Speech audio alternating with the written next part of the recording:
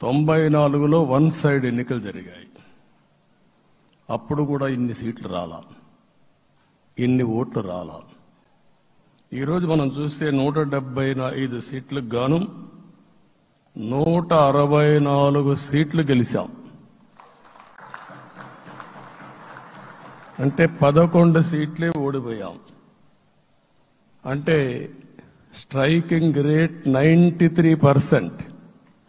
అంటే మామూలుగా 93% రావడం అనేది దేశ చరిత్రలోనే అరుదైన అనుభవం ఇది.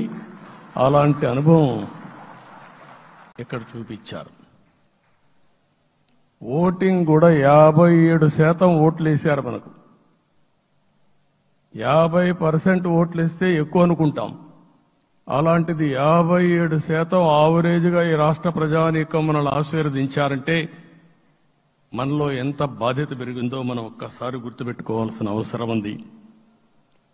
జిల్లాల వారీగా, పార్లమెంట్ల వారీగా విశ్లేషిస్తే శ్రీకాకుళం క్లీన్ స్వీప్ 7కు 7 గెలిచాం. విజయనగరం అన్నీ గెలిచాం. అరకు 2-3 ఎన్నికల్లో మనం గెలవకుండా ఈసారి ఎన్డీఏ అభ్యర్థులు చూస్తే 7కు 5 గెలిచాం. మన దురదృష్టం పార్లమెంటు పోయింది. అక్కడి నుంచి వైజాగ్ 7కు 7 గెలిచాం. అనకాపల్లి 7కు 7 గెలిచాం. దెన్ తూర్పుగోదావరి, కాకినాడ, అమలాపురం, రాజమండ్రి, నరసాపురం, పక్కన వస్తే ఏలూరు, మచిలీపట్నం, కృష్ణా, గుంటూరు, నరసరావుపేట, బాపట్ల అన్స్టాపబుల్ 7కు 7 గెలిచాం. అక్కడి నుంచి నెల్లూరు ఒక్క ఒంగోలులో బ్రేక్ పడింది, ఒక 2 సీట్లు పోయినాయి. అక్కడి నుంచి నెల్లూరు 7కు 7 గెలిచాం. తిరుపతి 7కు 7 గెలిచాం. కానీ దురదృష్టం పార్లమెంటు పోగొట్టుకున్నాం. చిత్తూరు ఎప్పుడూ ఇన్ని సీట్లు గెలవాలి, 7కు 7 గెలిచాం. అక్కడి నుంచి రాజంపేటలో 7కు 4 గెలిచాం. 3 సీట్లు పోగొట్టుకున్నాం. పార్లమెంటు పోయింది. అక్కడి నుంచి మీరు చూస్తే చరిత్రలో ఎప్పుడూ గెలవని విధంగా కడపలో 7కు 5 గెలిచాం మనం. ఆ తర్వాత అనంతపురంకి వస్తే క్లీన్ స్వీప్ 7కు 7 గెలిచాం. హిందూపూర్లో 7కు 7 గెలిచాం. నంద్యాల ఎప్పుడూ ఊహించని విధంగా 7కు 7 గెలిచాం. ఆ తర్వాత కర్నూలుకు వస్తే 7కు 5 గెలిచాం.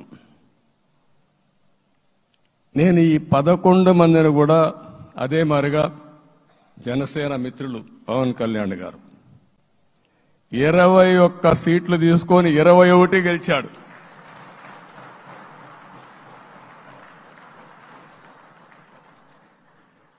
బీజేపీ 10 సీట్లు తీసుకుంటే 10 గెలిచారు, 8 గెలిచారు.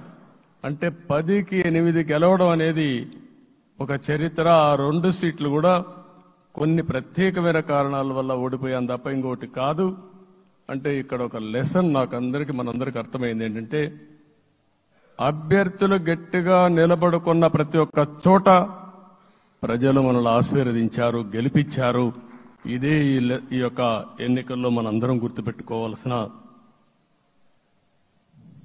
ఒక ప్రత్యేకమైన విషయం. నేను చాలాసార్లు ఎన్నికలైన తర్వాత సమీక్షలు చేసుకున్నాం, కానీ ఇలాంటి విజయం, ఎలాంటి సాటిస్ఫాక్షన్ ఎప్పుడూ లేదు. దీనికి కారణం ప్రజలు మన మీద నమ్మకం పెట్టుకున్నారు. పార్లమెంట్ ఎన్నికల్లో కాదు, అసెంబ్లీ ఎన్నికల్లో చూస్తే 95,000 ఓట్ల మెజారిటీతో గెలిపించారు. గాజువాక 95,000 ఓట్ల మెజారిటీతో గెలిపించారు.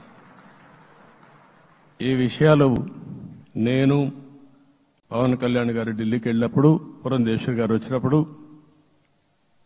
ఈ రాష్ట్రంలో ఇచ్చిన మ్యాండేట్ వల్ల ఢిల్లీలో మమ్మల్ని అందరూ గౌరవించే పరిస్థితికి వచ్చారు. మీ గెలుపు వల్ల ఈరోజు ఆంధ్రప్రదేశ్ రాష్ట్ర ప్రతిష్ట పెరిగింది, గౌరవం పెరిగింది. మనకు కూడా గౌరవం పెంచుకునే పరిస్థితికి వచ్చాం. అయితే ఇక్కడ ఒక విషయం మనం గుర్తుపెట్టుకోవాల్సింది, ఎంపిక చేసినప్పుడు అన్ని విషయాలు మేము కూలంకుషంగా ఆలోచించాం. ఏ సీటు ఏ అభ్యర్థులు ఏ పార్టీ తీసుకుంటే గెలుస్తారో ఆలోచించాం. ఒకసారి అవి నేను చాలాసార్లు చూసినప్పుడు సీట్ల ఎంపికలో చాలా సమస్యలు వచ్చేటివి. మొట్టమొదటిసారిగా మొన్న ఎంపికల్లో కూడా చిన్న చిన్న సమస్యలు తప్ప ఎక్కడ పెద్ద సమస్యలు రాలేదు. అంటే మేమందరం కూడా ఒకటి ఆలోచించాం, గెలిపే ధ్యేయంగా పనిచేయాలి. కాబట్టి ఏ సీట్లో ఎవరు సీట్ ఇస్తే వాళ్ళు గెలుస్తారో ఆ సీట్లే ఇచ్చాం. అదే సమయంలో సీట్లు ఇచ్చిన తర్వాత ప్రతి ఒక్కరూ గౌరవించి గెలిపించే బాధ్యతకు వచ్చారు. ఇంకొక పక్కన ఈరోజు మిమ్మల్ని అందరినీ ఇప్పుడే పవన్ కళ్యాణ్ గారు చెప్పినట్టు వారి యొక్క సమయ స్ఫూర్తిని నేను ఎప్పుడూ మర్చిపోలేను.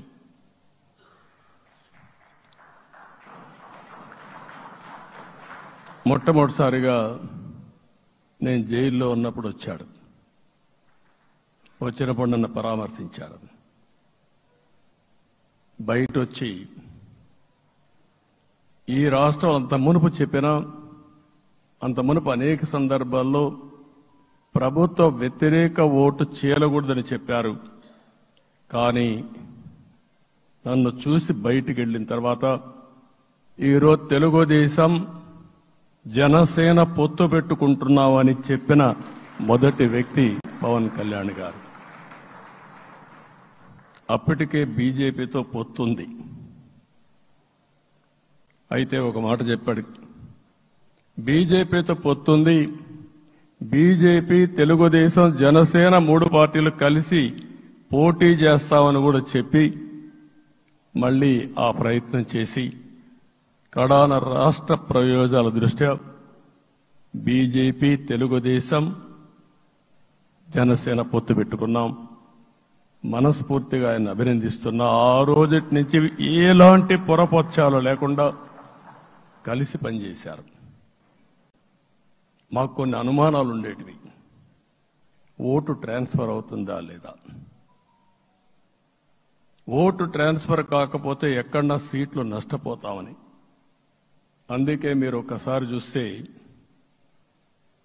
ఎన్నికలు మొత్తం సెట్ అయింది, నామినేషన్స్ వేసాం, ముందుకెళ్ళాం. అదే సమయంలో మొట్టమొదటిసారిగా కొవ్వూరులో 3 పార్టీల నాయకులు కలిసి, నేను, పవన్ కళ్యాణ్ గారు, పురంధేశ్వరి గారు ముగ్గురం కలిసి ఫస్ట్ మీటింగ్ అడ్రస్ చేశాం. అక్కడి నుంచి 6 జిల్లాల్లో మేమిద్దరం కలిసి తిరిగాం. బీజేపీ నాయకులు కలిసి వచ్చారు. ఆ తర్వాత మొట్టమొదటిసారిగా అమిత్ షా గారు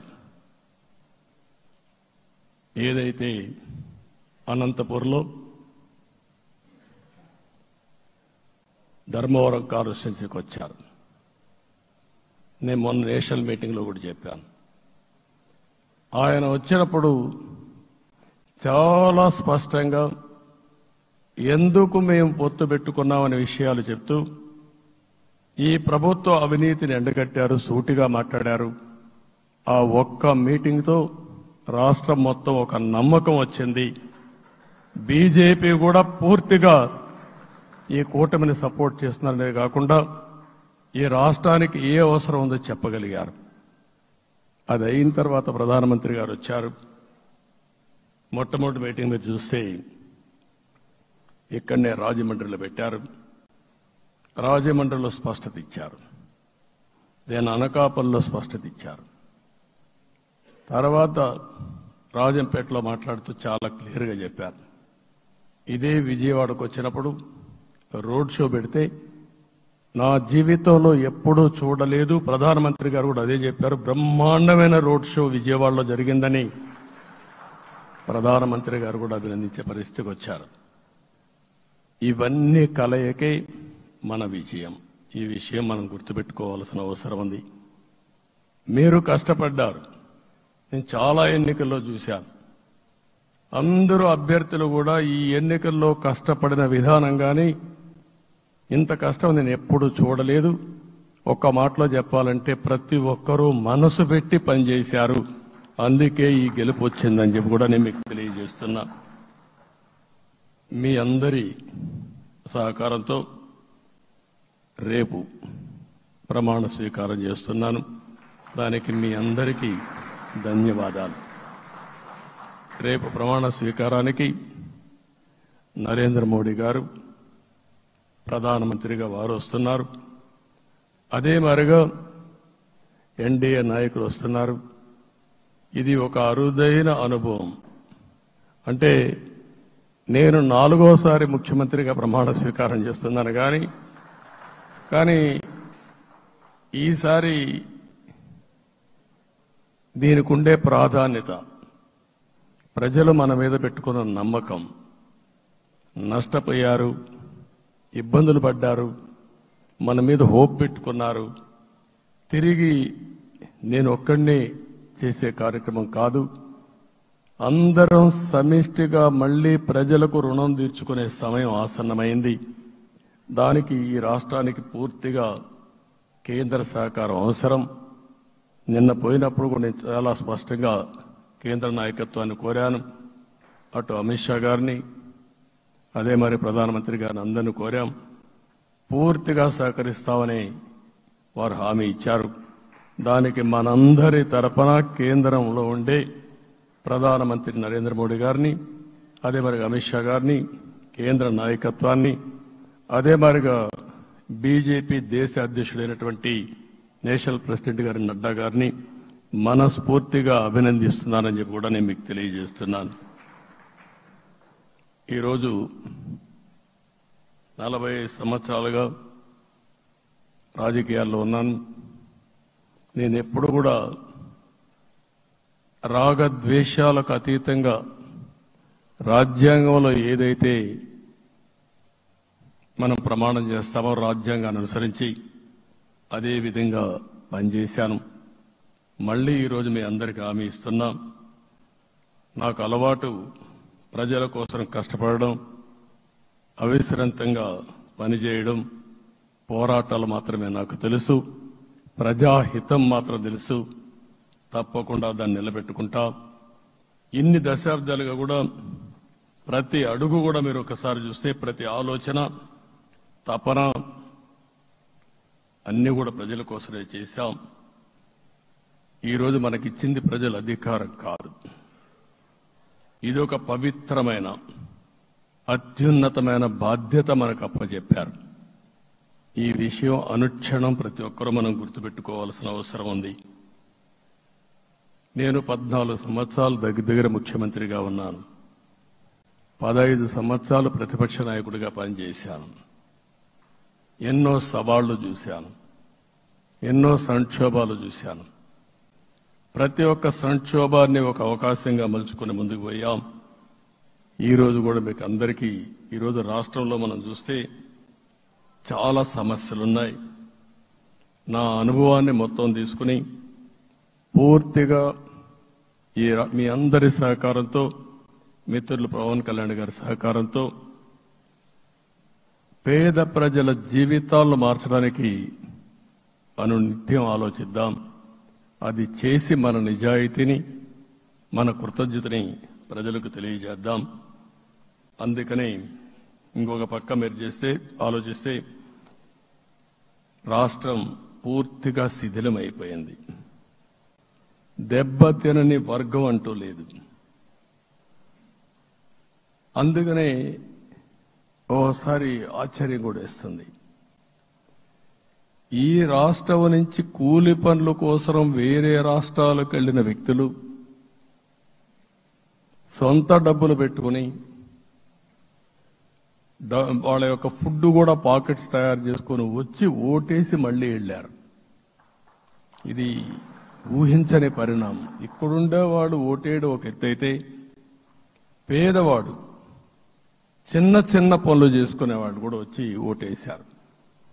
ఎక్కడో అమెరికా, ఆస్ట్రేలియా, ఆఫ్రికా విదేశాల్లో ఉండే ఎన్ఆర్ఐస్ అయితే లక్షల రూపాయలు ఖర్చు పెట్టుకొని వచ్చి పనిచేశారు.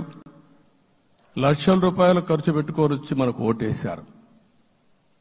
నా జీవితంలో ఎన్నోసార్లు ఎన్నికలు చూశాను కానీ ఈసారి ఒక బాధ్యతతో ఓటర్స్ ప్రవర్తించిన తీరు శాశ్వతంగా తెలుగు జాతి చరిత్రలో మిగిలిపోతుంది. అది ఈరోజు జరిగిన విషయం మనం గుర్తుపెట్టుకోవాలి. మనందరం ఒకటే గుర్తుపెట్టుకోవాల్సిన అవసరం ఉంది. ఏ అహంకారంతో విర్రవీగిపోయారో ఆ అహంకారం కూలిపోయింది. ఎన్నోసార్లు మనం చెప్పాం, ఏ వ్యక్తికి పదవొస్తే వినయం కూడా అవసరం. పదవొచ్చిందని విర్రవీగిపోయి రేపనేది లేకుండా ఉంటుందనుకుంటే మాత్రం ఇదే జరిగే పరిస్థితి వస్తుంది. అయితే మీ అందరినీ నేను కోరేది ఒకటే, ఇవన్నీ ఒక కేస్ స్టడీగా మీరందరం స్టడీ చేసుకోవాల్సిన అవసరం ఉంది. ప్రజలు బూతులు మాట్లాడే నేతల్ని, అరాచక శక్తుల్ని, అవినీతి పరుల్ని చూశారు. పాలకులంటే ఎలా ఉండాలో చూశారు. ఈ 5 సంవత్సరాల్లో పాలకుడు ఎలాంటి వాడు వచ్చి అర్హత లేని వ్యక్తి ఏ విధంగా ఉన్నాడో చూశారంటే ఈరోజు ఇచ్చిన తీర్పు ఈ 5 ఏళ్లు పరిపాలించినటువంటి వ్యక్తి యొక్క ప్రవర్తన చూసిన తర్వాత ఇలాంటి వ్యక్తి పాలనకు పనికిరాడనే ఉద్దేశంతో ఓట్లు చేసే పరిస్థితికి వచ్చారు. ఇది నా ఉద్దేశ ప్రకారం ఒక కేస్ స్టడీ అవుతుంది మనందరం కానీ జాగ్రత్తగా ఆలోచిస్తే. కానీ మనం కూడా అదే విధంగా కక్ష తీర్చుకోవాలి అని కానీ మనం ముందుకు పోతే మనకు కూడా సమస్య వస్తుంది. అదే సమయంలో ఒకటే చెప్తున్నా, తప్పు చేసిన వాడిని క్షమించి పూర్తిగా వదిలిపెడితే కూడా మళ్ళా అలవాటుగా మారుతుంది. తప్పు చేసిన వాళ్లకు శిక్ష పడవలసిన అవసరం ఉంది, చట్టపరంగా శిక్షించాల్సిన అవసరం ఉంది. అదే సమయంలో విధ్వంస రాజకీయాలు, కక్షా రాజకీయాలు కాకుండా ఇవన్నిటిని ప్రక్షాళన చేయాల్సిన అవసరం ఉందని చెప్పి కూడా నేను మీకు తెలియజేస్తున్నా. ఇంకొక పక్క 5 ఏళ్లలో ఎన్నో సంవత్సరాలు చూశాను కానీ కార్యకర్తలపైన దాడులు, హింసా రాజకీయాలు, అక్రమ కేసులు, వేధింపులు, కడాన సోషల్ యాక్టివిస్టులు కూడా ఇష్టానుసారంగా కేసులు పెట్టి హెరాస్ చేస్తే నిద్రపోకుండా వాళ్ళు కాపాడుకున్నాం. ఇంకొక పక్కన అన్ని పార్టీలకు 3 పార్టీలకు అనుభవం ఉంది. ఈరోజు మీరు చూస్తే ప్రాణాలు తీస్తూ అరాచకంగా ప్రవర్తిస్తూ తెలుగుదేశం పార్టీలో ఒక ఉదాహరణ చూసినప్పుడు అన్ని పార్టీలకు వర్తిస్తుంది. ఏదైతే మన పార్టీకి వ్యతిరేకంగా నేను ఆ పేర్లు చెప్పకూడదు కాబట్టి చెప్పలేదు కానీ స్లోగన్ ఏమంటే కడాన మెడ మీద కత్తున్న జై తెలుగుదేశం అంటూ ప్రాణాలు వదిలిపెట్టే పరిస్థితికి వచ్చారు. ఇది ఊహించని పరిణామాలు. ఇవన్నీ ఇప్పుడు కూడా కళ్ల ముందర తిరిగే పరిస్థితి వస్తుంది. అందుకే ఈరోజు మనందరం కూడా ఇవన్నీ గుర్తుపెట్టుకుని, నాకు జరిగిన అవమానాలు చూశారు.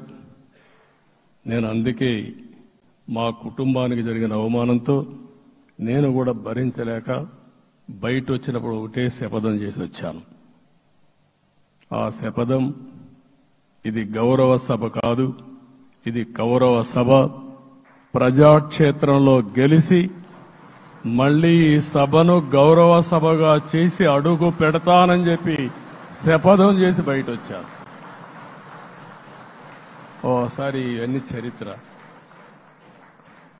ఆ శపథాన్ని ప్రజలు గౌరవించారు. గౌరవించిన ప్రజల్ని నిలబెట్టే బాధ్యత మనందరిపైన ఉంది. సభను కూడా ఎన్నోసార్లు పవన్ కళ్యాణ్ గారు చెప్పారు, భవిష్యత్తులో ఆంధ్రప్రదేశ్ శాసనసభని ఒక గౌరవ సభగా చేసి ప్రజా సమస్యల్ని చర్చిస్తామని చాలా స్పష్టంగా చెప్పారు. అలాంటి బ్రహ్మాండమైన వాతావరణం క్రియేట్ అవుతుంది. దానికి ఒక శాసనసభాపక్ష నాయకుడిగా నేను హామీ ఇస్తున్నా. మళ్లీ ఈ సభను గౌరవ సభగా ఈరోజు మన పరిపాలన ప్రజా ప్రభుత్వంగా మనం ముందుకు పోవాల్సిన అవసరం ఉంది. ముందుకు పోతామని చెప్పి కూడా నేను మీకు తెలియజేస్తున్నా. ఇంకా కిందికి డెప్త్కి వెళ్తే గవర్నమెంట్లో ఏముందో ఇప్పటికి తెలియదు, ఎంత అప్పు ఉందో తెలియదు, ఎక్కడెక్కడ తెచ్చారో తెలియదు. ఇవన్నీ కూడా డెప్త్కి వెళ్ళినప్పుడు ఎన్ని లక్షల కోట్ల అప్పు ఉంది, ఏదేది తాకట్టు పెట్టారు, ఆర్థిక వ్యవస్థ ఏ విధంగా చిన్నాభిన్నం అయిపోయింది, ఇవన్నీ కూడా అధ్యయనం చేసుకోవాల్సిన అవసరం ఉంది. ఇరిగేషన్ రంగాన్ని పూర్తిగా నిర్వీర్యం చేశారు. రాష్ట్రానికి అతి ముఖ్యమైన ప్రాజెక్టు పోలవరం. కేంద్రం క్లియర్గా పోలవరానికి సహకరించారు. నాకు ఇప్పుడు కూడా జ్ఞాపకం ఉంది, 2014 కంటే ముందు నేను ముఖ్యమంత్రి అయ్యాను, ఎంపికయ్యాను, ఢిల్లీకి వెళ్ళాను. ఢిల్లీకి వెళ్ళినప్పుడు 7 మండలాలు తెలంగాణలో ఉన్నాయి. పోలవరం ముంపుకు గురి అయ్యే 7 మండలాలు తెలంగాణలో ఉన్నాయి. ఆ 7 మండలాలు అక్కడుంటే జూన్ 2వ తారీఖున నోటిఫికేషన్ వస్తే ఆ తర్వాత తెలంగాణ అనుమతి ఉంటే తప్ప, పునరావాసానికి ఒప్పుకుంటే తప్ప మనం పోలవరం కట్టే పరిస్థితి లేదు. ఆ రోజు రాజ్నాథ్ సింగ్ గారు పార్టీ అధ్యక్షుడు, అదే మాదిరిగా ఆ రోజు వెంకయ్యనాయుడు గారు కూడా యాక్టివ్గా ఉన్నారు. నేను ఒకటే కోరాను, ప్రజలు నన్ను ఎంపిక చేసుకున్నారు, ఇక్కడ మనం ఎన్డీఏ వచ్చింది, ఈ ప్రాజెక్టు పూర్తి కావాలంటే ఆ 7 మండలాలు ఆంధ్రప్రదేశ్ రాష్ట్రానికి ఇస్తే తప్ప పూర్తి కాదు. మీరు 7 మండలాలు ఇవ్వకపోతే నేను ప్రమాణ స్వీకారం చేయను, నాకు ఈ పదవి వద్దని ఆ రోజు చాలా స్పష్టంగా చెప్పాను. ఇది ఎప్పుడు కూడా చరిత్రలో ఎప్పుడు జరగని విషయం. ఆ రోజు ప్రధానమంత్రి గారు నరేంద్ర మోడీ గారు ఇవన్నీ ఆలోచించి ఫస్ట్ కేబినెట్ మీటింగ్లో పెట్టి ఒక ఆర్డినెన్స్ ఇచ్చి ఆ 7 మండలాలు ఆంధ్రప్రదేశ్కి ఇచ్చి తర్వాత పార్లమెంట్ సమావేశాలు పెట్టుకున్నారంటే అది ఒక చరిత్ర. అంటే ఆ రోజు గాని కేంద్రంగాన 7 మండలాలు ఇవ్వకపోయుంటే పోలవరం ప్రాజెక్టు ప్రారంభమయ్యేది కాదు. అన్ని కష్టాలు పడి మళ్లీ డబ్బులన్నీ కోర్టులో ఉండే కేసులన్నీ విత్డ్రా చేయించి అన్నీ చేయించాం. 72% పనులు పూర్తి చేశాం. ఈరోజు మళ్లీ మొదటికి వచ్చింది. డయాఫామ్ వాల్ పూర్తిగా కొట్టుకోబోయే పరిస్థితికి వచ్చింది, డ్యామేజ్కి అయ్యే పరిస్థితి వచ్చింది, ఎక్కడుందో తెలియని పరిస్థితి. మళ్లీ కేంద్ర సహకారంతో రాష్ట్రానికి అతి ముఖ్యమైన ప్రాజెక్టు పోలవరం, దీన్ని పూర్తి చేసే బాధ్యత, దీన్ని పూర్తి చేసి నదుల అనుసంధానం చేసి మన అందరం ప్రతి ఒక్క ఎకరాకు నీళ్లు ఇవ్వగలిగితే దానికంటే బ్రహ్మాండమైన కార్యక్రమం ఏమీ ఉండదు. వ్యవసాయ రంగం స్టెబిలైజ్ అవుతుంది. ఇది సాధించడానికి అన్ని విధాలా కష్టపడతామని చెప్పి కూడా నేను మీకు తెలియజేస్తున్నాను. ఇంకొక పక్క వ్యవసాయ రంగం పూర్తిగా సంక్షోభంలో పడిపోయింది. రైతులు అప్పుల పాలయ్యారు. 5 ఏళ్లలో 9 సార్లు కరెంటు ఛార్జీలు పెంచారు. ఈ విధంగా ఇవన్నీ కూడా ఇంకొక పక్క మీరు చూస్తే అమరావతి 10 సంవత్సరాల తర్వాత మన రాజధాని ఏదంటే చెప్పుకోలేని పరిస్థితి. ఇప్పటికి కూడా మనకు గుర్తొచ్చేది ప్రజావేదిక విధ్వంసం. అలాంటి దుర్మార్గమైన కార్యక్రమాలు జరిగాయి. ఇవన్నీ కూడా గుర్తు చేసుకుంటూనే కక్షపూరిత రాజకీయాలు కాకుండా కన్స్ట్రక్టివ్ పాలిటిక్స్ కి మనం ముందుకు పోవాల్సిన అవసరం ఉంది. అందుకే ఈరోజు నేను ఒకటే మీ అందరికీ హామీ ఇస్తున్న, మీ ద్వారా ప్రజలందరికీ, మనది ప్రజాప్రభుత్వం. ఇకపైన మన ప్రభుత్వంలో ప్రజావేదికల కూల్చివేతలుండవు. 3 రాజధానులంటూ రాష్ట్ర భవిష్యత్తు ఆటలాడే పరిస్థితి ఉండదు. మన రాజధాని అమరావతి, అమరావతి రాజధాని. విశాఖపట్నం ఆర్థిక రాజధానిగా, ఒక ప్రత్యేకమైన సిటీగా, ఆధునికమైన నగరంగా తయారు చేసుకుందాం. దాన్ని ఎప్పుడు కూడా నేను కంబైన్డ్ ఆంధ్రప్రదేశ్ కూడా గుర్తుపెట్టుకున్నాను. విశాఖపట్నం అటు జనసేనకు, తెలుగుదేశానికి, బీజేపీకి ముగ్గురు కూడా చాలా ముఖ్యమైన నగరం ఇది. ఎందుకు నేను ఈ మాట అంటున్నానంటే, లాస్ట్ ఎలక్షన్లో 2014లో హరిబాబు అక్కడ ఎంపీగా గెలిచారు. తర్వాత విడిపోయిన తర్వాత 2014లో మళ్లీ మనం పోటీ చేసినప్పుడు చేశాం. 2019లో 4 అసెంబ్లీ సీట్లు గెలిపించిన ఏకైక నగరం విశాఖపట్నం తెలుగుదేశం పార్టీకి. అదే మాదిరిగా ప్రజల్లో గణనీయమైనటువంటి అభిమానం జనసేన అధినేత పవన్ కళ్యాణ్ గారి పైన ఉంది. ఈ 3 కలిపి నిన్న ఒక సునామీ మారిగా వచ్చింది. అక్కడ ఒక్కొక్క సీట్లో మీరు చూస్తే 90,000, 90,000, 70,000, 80,000 మెజారిటీతో గెలిపించారంటే ఆనాటి ముఖ్యమంత్రి విశాఖపట్నాన్ని రాజధానిగా చేస్తాను, ఎన్నికలవుతానే అక్కడే ప్రమాణ స్వీకారం చేస్తానంటే నువ్వు రావద్దు అని ప్రజా తీర్పిచ్చిన రాజధాని నగరం విశాఖ నగరం. అంటే ఎలాంటి టెంప్టేషన్ కూడా లొంగలేదు వాళ్ళు. ఇది ఒక అనుభూతి. విశాఖపట్నాన్ని మర్చిపోయే సమస్య లేదు.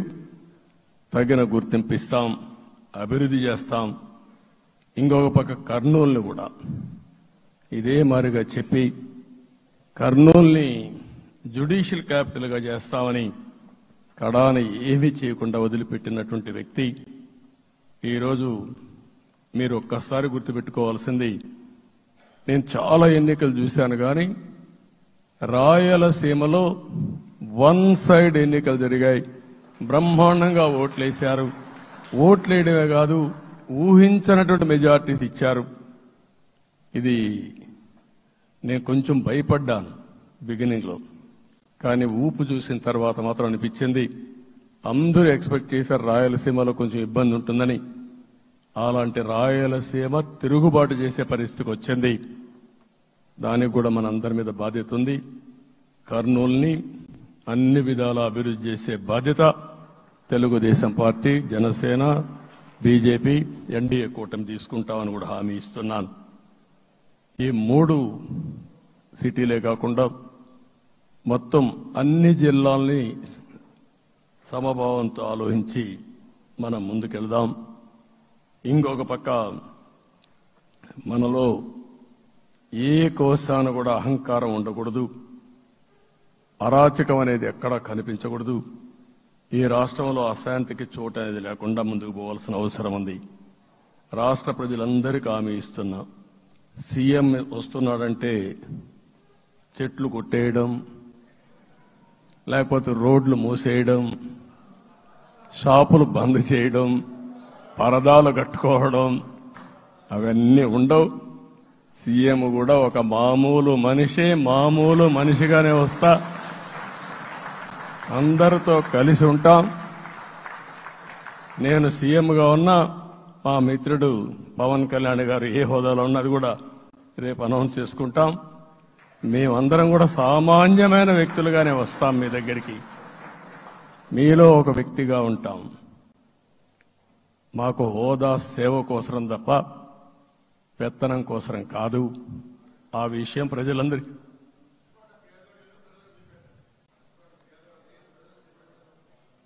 అవన్నీ చేస్తాం. ఇంకొక పక్కన నిన్న మొన్న నేను వస్తానంటే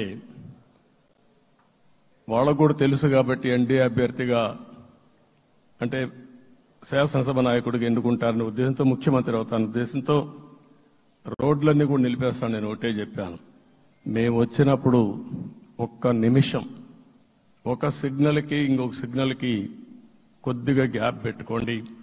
అవసరమైతే ఒక 5 నిమిషాలు లేట్ అయినా మాకు పర్వాలేదు, కానీ ప్రజలెవ్వరికీ ఇన్కన్వీనియన్స్ కలగకూడదని చాలా స్పష్టంగా ఆదేశాలు ఇచ్చాం.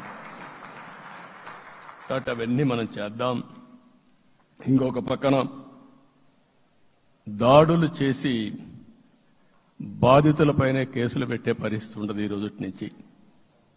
అది కూడా మనం చూశాం. ఏ ఒక్కరి ఆత్మగౌరవానికి భంగం కలగదు. ఒక పాజిటివ్ గవర్నెన్స్ అన్ని చోట్ల కనపడుస్తుంది. ప్రజాహితం కోసమే పనిచేస్తాం. ప్రతి నిర్ణయం, ప్రతి అడుగు ప్రజల కోసమే ఉంటుంది. స్టేట్ ఫస్ట్ అనే నినాదంతో ముందుకు పోతాం.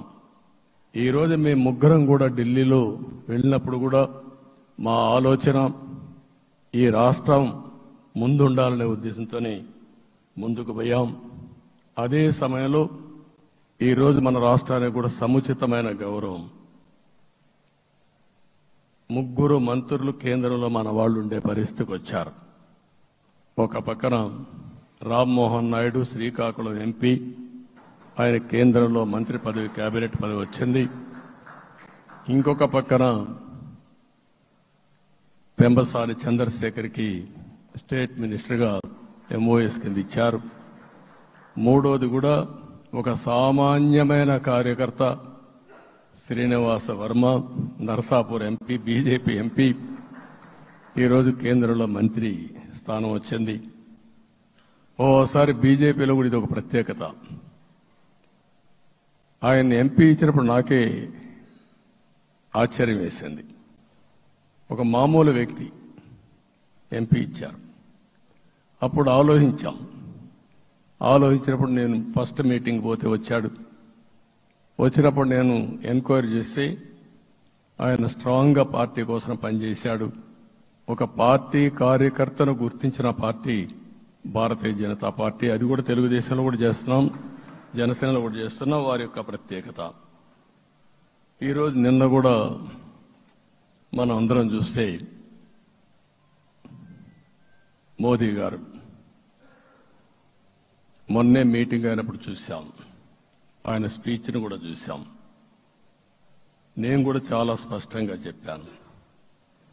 10 సంవత్సరాల మోడీ గారి పరిపాలన దేశ ప్రతిష్ట పెంచింది. ప్రపంచంలోనే భారతీయులకు గుర్తింపు వచ్చింది. 11వ స్థానంలో ఉన్న ఆర్థిక వ్యవస్థ ఈరోజు 5వ స్థానానికి తీసుకొచ్చారు. ఇంకొక పక్కన ఎన్డీఏ 3.0 ఈ పరిపాలన 5 ఏళ్లలో 5వ స్థానం నుంచి 3వ ఆర్థిక అతిపెద్ద దేశంగా భారతదేశం ఎమర్జ్ కాబోతుంది. ఇది మన దేశానికి గర్వకారణం. ఇంకొక పక్కన ఆయన కల వికసిత్ భారత్ 2047, మనందరి కల వికసిత్ ఆంధ్రప్రదేశ్. ఇది మనందరం ఒక కలగా పెట్టుకొని ముందుకు పోవాల్సిన అవసరం ఉంది. అదే సమయంలో మనందరి ఆలోచన పేదరికం లేని సమాజం, zero poverty nation, zero poverty state, zero poverty నియోజకవర్గం. ఇది ఎన్టీ రామారావు గారి కళ. ఆయన చాలాసార్లు నేను మొన్న కూడా చెప్పాను. ఒకప్పుడు కమ్యూనిజం, క్యాపిటలిజం, సోషలిజం ఇది ఆర్థిక సంస్కరణ రాని ముందు ప్రతి ఒక్కరిని అడిగే విధానం. ఎవరిని అడిగినా మీరు ఏ సైడ్ ఉంటారని అడిగేవాళ్ళు. అలాంటి సమయంలో ఎన్టీ రామారావు గారిని మీరు ఏ ఇజాన్ని నమ్ముతారో చెప్పమంటే నాకు ఈ ఇజాల గురించి తెలియదు, నాకు తెలిసింది ఒకే ఒక ఇజం, అది హ్యూమనిజం అని చెప్పిన ఏకైక నాయకుడు భారతదేశంలో ఎన్టీ రామారావు గారు. ఆయన ఆ రోజు చెప్పింది పేదరికం లేని సమాజాన్ని సృష్టించాలని, పేదవాళ్లే దేవుళ్ళు, సమాజమే దేవాలయం అని చెప్పిన వ్యక్తి. ఆ కళని సాధికారం చేద్దాం. అదే నేను నిన్న చెప్పినప్పుడు కూడా ఈ దేశం అభివృద్ధి కావడంలో ఎలాంటి అనుమానం లేదు. కానీ ఆ అభివృద్ధి ఫలితాలు పేదవాళ్లకు తీసుకుపోవడంలో కాన్షియస్ ప్రజా నిర్ణయాలు తీసుకోవాలి, పబ్లిక్ పాలసీ తీసుకోవాలి. దానికి మన రాష్ట్రం నాంది పలికి కేంద్రానికి కూడా ఒక ఆదర్శంగా మనం నిరూపించుకుందాం. దానికి మీరందరూ కూడా మీ స్థాయిల్లో మీరు చేయాల్సిందిగా నేను కోరుకుంటూ ఈరోజు ప్రజలందరికీ విజ్ఞప్తి చేస్తున్నాం. మీరు ఓట్లు వేశారు, మమ్మల్ని గెలిపించారు, మీరు గెలిచారు, మీ పని అయిపోలేదు. కానీ మమ్మల్ని అనునిత్యం ఆశీర్వదించుతూ నడిపించే బాధ్యత ప్రజల్ని తీసుకోమని పూర్తిగా కోరుకుంటున్నా. ప్రజాస్వామ్యంలో ఎప్పుడు కూడా ఓట్లేసి బాధ్యత లేకుండా ఉండేవాళ్లు, కావాల్సింది అడిగేవాళ్లు. నిన్న ఎన్నికల్లో చాలా మందిని చూశాను. ఫస్ట్ టైం పోలింగ్ ప్రారంభం అవుతానే అరాకొర వచ్చేవాళ్ళు. పోలింగ్ స్టేషన్లో కూడా మనుషులు ఉండేవాళ్ళు కాదు. కొంతమంది మధ్య తరగతి అబవ్ ఉండేవాళ్ళైతే ఎప్పుడో మధ్యాహ్నం పైన పోదామని ఇంట్లో లీజర్గా పడుకునేవాళ్ళు. మధ్యాహ్నం పైన కూడా ఖాళీగా ఉంటే వచ్చేవాళ్ళు. ఎండలు ఎక్కువ ఉంటే కొంతమంది అవాయిడ్ చేసేవాళ్ళు. అందుకే మొన్న ఎన్నికల్లో మీరు చూస్తే ఫస్ట్ అవర్లో ప్రతి ఒక్క పోలింగ్ స్టేషన్ ఫుల్గా క్యూలు ఉన్నాయి. ఆ క్యూలు కంటిన్యూ అయింది. మీరు చూస్తే రాత్రి 2 గంటల వరకు క్యూలో నిలబడుకొని ఓట్లు వేశారంటే వాళ్ళ బాధ్యత వాళ్ళు నెరవేర్చారు. దానికి మనం అందరం గుర్తుపెట్టుకొని ఏ విధంగా చేయాలనో మనం కూడా చేయాల్సిన అవసరం ఉంది. ప్రజలందరికీ విజ్ఞప్తి చేస్తున్నా, మమ్మల్ని నడిపించండి. ఎక్కడైనా మేము తప్పు చేస్తే చెప్పే విధానం కూడా ఎస్టాబ్లిష్ చేస్తాం. ఎప్పటికప్పుడు ఫీడ్బ్యాక్ ఇవ్వండి. ఫైనల్గా కలిసి సాగుదాం, రాష్ట్రాన్ని పునర్నిర్మాణం చేద్దాం. నా జీవితంలో నేను చాలా చూశానుగా నాకు ఒకటే కోరిక, భారతదేశం ప్రపంచ దేశాల్లో నెంబర్ 1 దేశంగా తయారు కావాలి. అవుతుంది, దాంట్లో అనుమానం లేదు. 2047కి ప్రపంచంలో భారతదేశం మొదటి స్థానం. బాగా పనిచేసుకుంటే, లేకపోతే 2వ స్థానంలో మనం ఉంటాం. అదే సమయంలో ప్రపంచం మొత్తం భారతీయులు నెంబర్ 1 స్థానంలో ఉంటారు. అది నరేంద్ర మోడీ గారి కల. అది డెఫినెట్ గా జయప్రదం అవుతుందని నేను ప్రగాఢంగా విశ్వసిస్తున్నా. ఇందులో నా స్వార్థం కూడా ఉంది. తెలుగు జాతి ప్రపంచంలోనే నెంబర్ 1గా ఉండాలనేది మన కోరిక. ఇప్పటికీ మీరు చూస్తే హైయెస్ట్ పర్ క్యాపిటా ఇన్కమ్ ప్రపంచంలో ఏ దేశంలోకి వెళ్ళా భారతీయులు సంపాదిస్తున్నారు. అందులో అగ్రస్థానంలో తెలుగు వాళ్ళు ఉన్నారు. అదే సమయంలో ఈ రాష్ట్రాన్ని నెంబర్ 1గా చేయాలనే సంకల్పం మనందరికీ ఉండాల్సిన అవసరం ఉంది. ఇది అసాధ్యం కాదు. ఈ రోజు ఉండే పరిస్థితిని సవరిస్తూనే మళ్లీ నిర్మాణాత్మకంగా వెళ్తే ఒక నిర్దిష్టమైన సమయం ప్రకారం ఆంధ్రప్రదేశ్ రాష్ట్రాన్ని నెంబర్ 1 చేసుకునే అవకాశం ఉంటుంది. అదే సమయంలో జీరో పావర్టీ. మన ఆలోచనలన్నీ కూడా ఒకటే మీరు ఆలోచించుకోవాలి. ఎవరైతే పేదవాళ్ళు ఉన్నారో, పేదవాళ్ళలో నిరుపేదలు ఉన్నారో దానిపైన దృష్టి పెట్టాలి. దీనికి కూడా ఒక కార్యక్రమాన్ని మనం తీసుకుంటా అని చెప్పి తెలియజేసుకుంటూ మరొకసారి ఇది ఒక అరుదైన అనుభవం. నా జీవితంలో మరిచిపోలేనటువంటి ఘట్టం. దీనికి మిమ్మల్ని అందరినీ ఎన్డీఏ అభ్యర్థిగా ముఖ్యమంత్రిగా నన్ను ఎంపిక చేసిన ఎన్డీఏ ఎమ్మెల్యేలందరినీ పేరు పేరున మనస్ఫూర్తిగా అభినందిస్తూ మరొకసారి బాధ్యత ఈ రోజు నుంచి ఇంకా ఎక్కువైంది. నిన్నటి వరకు ఈ రాష్ట్రంలో ప్రతి ఒక్కరికి నిద్ర లేని రాత్రులే. నా ఒక్కడికే కాదు. ఇప్పుడు తలుసుకుంటే ఓసారి బాధేస్తుంది. ఆ బాధపడిన రోజులు చూసుకుంటే ఒక వ్యక్తిని జైల్లో పెట్టినప్పుడు నాకు 40 రోజుల నుంచి 90 రోజులు 100 రోజులు పట్టేది మళ్ళా బయట తేవాలంటే. మళ్ళా జైల్లో ఏం చేస్తారో తెలియదు. అక్కడి నుంచి ఇంకా ప్రెషర్ మౌంటప్ చేసుకుంటూ వచ్చాం. ఆ త్యాగం చేసిన రోజులను ఒకసారి గుర్తుపెట్టుకుంటూ సఫర్ అయిన ప్రతి ఒక్కరిని పార్టీ కార్యకర్తలనే కాకుండా ప్రజలను కూడా గుర్తుపెట్టుకొని సోషల్ యాక్టివిస్టులు గుర్తుపెట్టుకొని ఈ రాష్ట్ర పునర్నిర్మాణం కోసం ముందుకు పోదామని తెలియజేసుకుంటూ మరొకసారి మీ అందరికీ మనస్ఫూర్తిగా అభినందనలు తెలియజేసుకుంటూ నన్ను పూర్తిగా బలపరిచినటువంటి మిత్రుడు పవన్ కళ్యాణ్ గారికి అదే మాదిరిగా బీజేపీ నాయకత్వానికి పురంధేశ్వరి గారు ఇక్కడ నేను చూశాను. మేమిద్దరం వారు ఎంపీ అభ్యర్థిగా ఉన్నారు. ఉన్నప్పటికీ ఎప్పుడో కంప్లైంట్ చేసినా లేకుంటే కోఆర్డినేషన్ ప్రాబ్లం వచ్చినా ఇమీడియట్గా స్పందించి వారు కూడా కోఆర్డినేట్ చేశారు. అందరూ కూడా ఎక్కడా పొరపచ్చాలు లేకుండా మనస్ఫూర్తిగా చేశాం కాబట్టి ఈ గెలుపు సాధ్యమైంది.